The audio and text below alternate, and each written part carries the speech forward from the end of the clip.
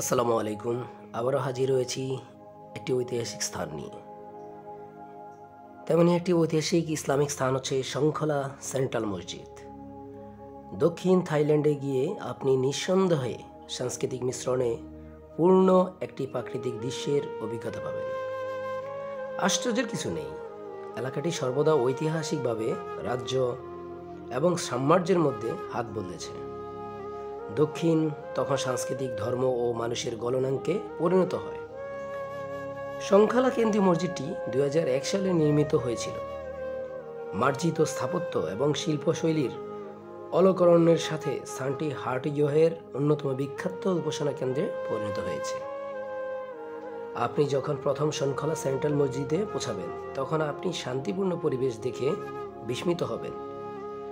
শীঘ্রই আপনি বুঝতে পারবেন কেন স্থানীয়রা এটিকে থাইল্যান্ডের তাজমহল নাম দিয়েছে।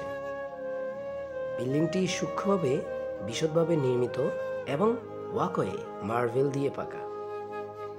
এই বৃহৎ উন্মুক্ত মসজিদটি সর্বদা দর্শনার্থীদের স্বাগত জানাতে প্রস্তুত এবং বিশ্বস্ত। এখানে মসজিদের দ্বার খোলার পর শীতল বাতাস প্রবাহিত হয়, যা আপনাকে গ্রীষ্মমণ্ডলীয় দক্ষিণ থাইল্যান্ডের জলবায়ু থেকে শীতল করে তুলবে। আপনার মন এবং দিলকে উচ্চ পর্যায়ে একটি প্রশান্তি করে তুলবে।